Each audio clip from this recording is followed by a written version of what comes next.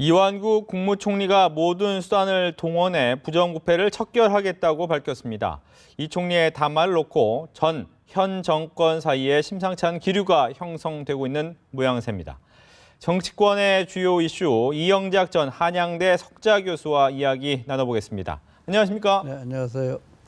먼저 박근혜 대통령 소통 이야기부터 해보겠습니다. 오늘 오부 요인 만나고 또 다음 주 17일에는 여야 대표까지 3자 회동하겠다라고 했습니다. 어떤 행보일까요? 뭐 대통령이 당연히 해야 되는 행보 아닌가요? 네. 그 대통령의 소통이라는 것은 결국 자기가 할 일을 하기 위해서 국회와 협조해서 법을 만드는 것이 굉장히 중요하거든요. 그래서 국회가 법을 만들면 대통령이 집행하는 건데 지금 현재 그 가장 중요한 입법사항이 두 개가 있다면은 공무원 연금개혁 하나 하고 그 다음에 경제 활성화 입법인데 여야의 입장 차이가 너무 커가지고 그것이 제대로 될지 모르겠습니다. 네, 특히 이제 오늘 또 언론에 보니까 야당에서는 공무원 연금 개혁이 아니고 국민연금을 개혁해서 국민연금을 올려주는 것을 해야 되는 거 아니냐 그러면서 이 정부 여당과 정반대 논리를 펴내고 있기 때문에 그 대통령이 이런 행보를 보였지만 과연 어떤 성과가 날지는 좀 걱정이 됩니다. 네. 야권 지도부 입장에서는 뭐 자주 만난 건 아니지 않습니까? 대통령을. 지난번에 김한길 대표 시절에는 아주 분위기가 안 좋았고 비상대책위원장이기 때문에 조금 약간 당대표로서의 느낌은 다른 또 느낌이 있었는데 이번에 문재인 대표가 가면 혹시 좀 각 세우거나 이러지는 않을까요? 어떻습니까? 뭐 각을 세우지 않겠죠. 두 분이 다 점잖은 분들이니까. 네. 그러나 어차피 지금 문재인 대표가 이 경제 활성화에 대해서 가지고 있는 시각이란 것은 증세를 하고 법인세 올리자는 거 아닙니까? 그렇게 해서 복지의 예산을 늘려야 된다는 입장이고 박근혜 대통령은 그것과 정반대죠. 네, 그래서 증세는 있을 수 없다.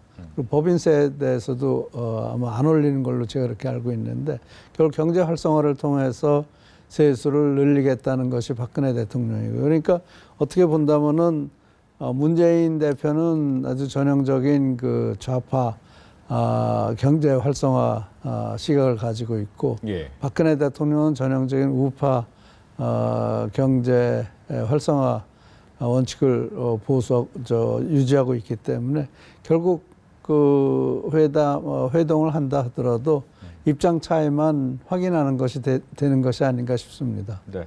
말씀하신 것처럼 만나는 게 중요한 겁니까? 아니면 지금 입장 차라도 확인하는 것이 중요한 겁니까? 입장 차이 확인은 이미 돼 있는 거죠. 그러니까 다시 한번 만나서 서로 눈을 보면서 얘기하고 확인하는 것밖에 안 되겠죠. 네. 그러니까 미국에서는 이런 지금 우리가 얘기하듯이 이런 소위 저는 영수회담이라고 그러고 지금 뭐 이렇게 당 대표와 대통령이 만나는 그런 회담은 허술하네. 의미가 없으니까. 서로 입장을 다 뻔히 알고 있는 건데. 그래서 결국 국회에서 힘겨루기로 하는 거고 국회 그걸 통해서 다수당의 뜻을 따라가는 건데 지금 우리나라 국회는 또 그게 안 돼 있고 그래서 좀 답답하죠. 이 와중에 이제 이완구 총리가 어떻게 보면 취임 이후에 첫 대국민 담화를 발표를 했습니다. 내용은 부패와의 전쟁. 어떤 부패일까요? 전 정권에서는 우리냐? 뭐 이렇게 보기도 하는 것 같기도 하고. 조금 전에 발표하는 거 보니까 무슨 자원 외교라든지 뭐 그런 얘기를 하더라고요. 그러니까 자원 외교라면은 그거는 이명박 정권을 아주 직접 겨냥하는 것 같이 들리는데 뭐 그것뿐만이 아니겠죠. 다른 부분도 있겠는데 저는 근본적으로 부패의 전쟁이라는 것은 총리가 하는 것이 아니고 그건 사법기관이 하는 거 아닌가요? 그리고 이 부패와의 전쟁이라는 것은 항상 하는 것이지 총리가 선언하면 부패의 전쟁을 하고 총리가 선언 안 하면 안 하고 그런 건 아니지 않습니까? 그러니까 이 부패 정쟁이란 항상 있는 거고 항상 물밑에서 하는 거지. 이렇게 발표를 해버리면은 제가 걱정되는 거는 경제 활동을 그렇지 않아도 어려운 사정인데 경제 활동을 위축시키는 것 아니냐.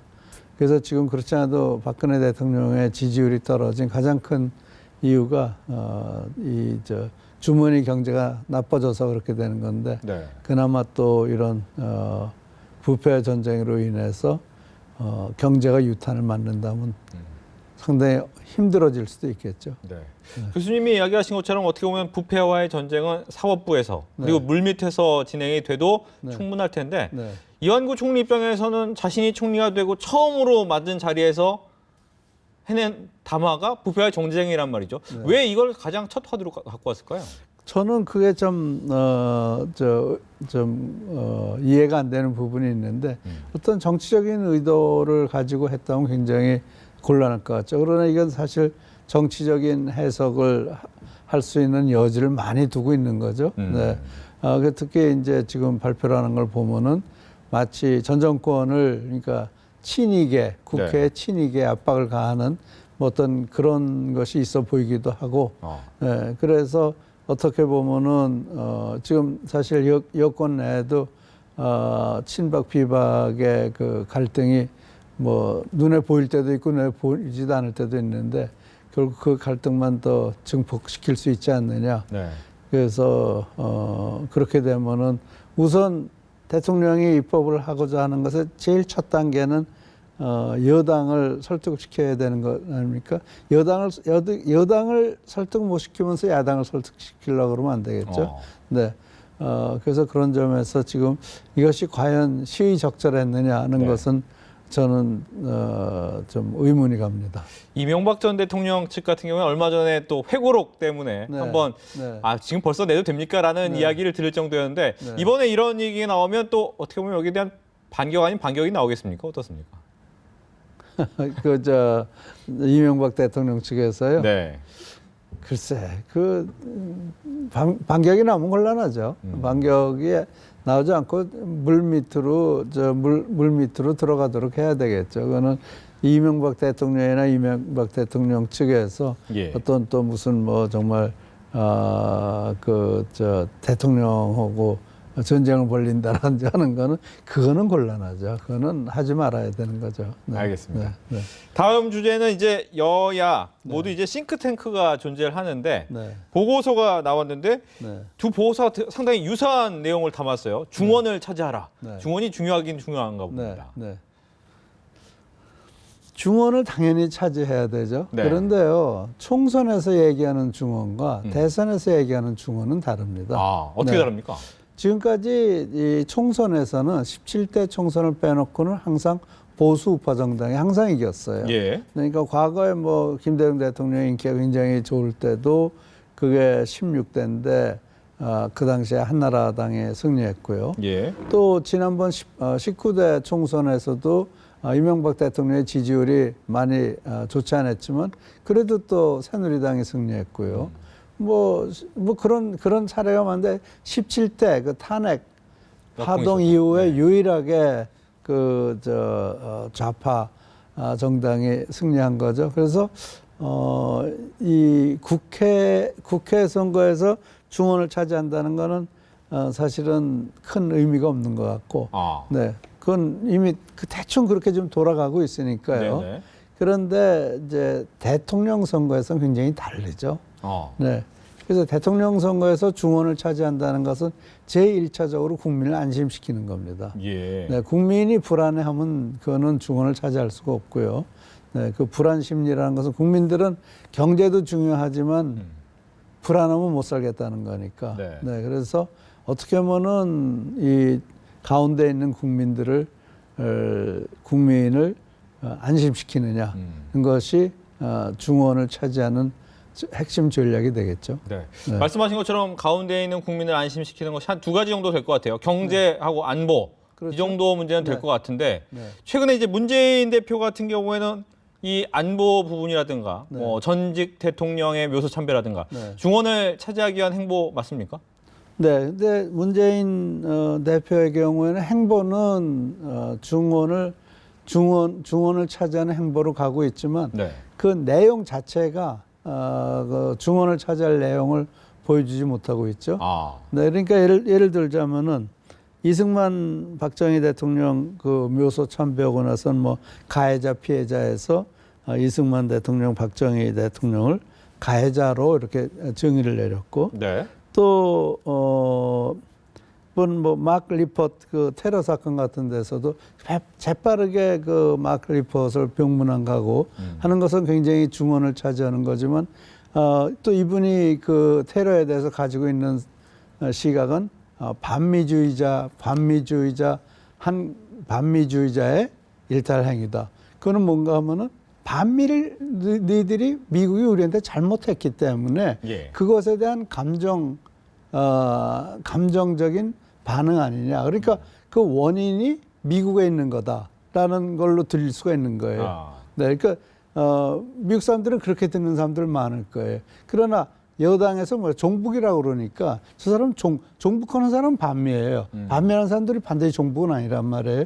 그래서 그런 것도 본다면은 하지 않아도 될 얘기를 하신 거예요. 아. 그러니까 위로하고 위로로 끝나고 이거는 이 배후를 철저히 규명해야 된다. 근데 이 종북은 거기서 싹 빼버렸다. 그런 거는 행보는 좋았지만 내용이 안 좋은 거고요. 경제도 뭐 경제당 만들겠다 그러고 있지 않습니까? 그렇죠. 근데 경제에서도 세금을 더 걷는 경제하겠다는 거 아닙니까? 증세 경제하겠다는 거 아닙니까? 그거는 아주 전형적 좌파 경제죠. 그래서 뭐 미국에서는 그런 걸 tax and spend, 세금 걷어서 쓰고 보자는 그런 경제 정책을 내놓는 듯한 입장을 보여주고요. 또 유관순 동상 참배 같은 것도 동상을 참배했으면은 유관순 동상을 참배하면서 이것이 중도 행보라고 한다고 해서 국민이 그걸 믿을 사람은 없어요. 그래서 제가 생각을 할 때는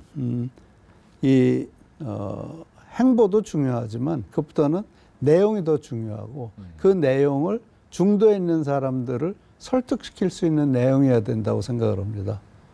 네, 그래서 지금 제가 볼 때는 굉장히 발빠르게 움직이지만 그보다는 발빠르게 움직이기 전에 내용을 정리하고 그러고 행보를 해야 되겠죠. 네. 그렇다면 여당 입장도 들어보고 싶습니다. 여당 같은 경우에 중원 차지하고 싶어 하는 건 당연할 텐데 지금 여당의 행보는 잘 차지하려고 하고 있습니까? 어떻습니까?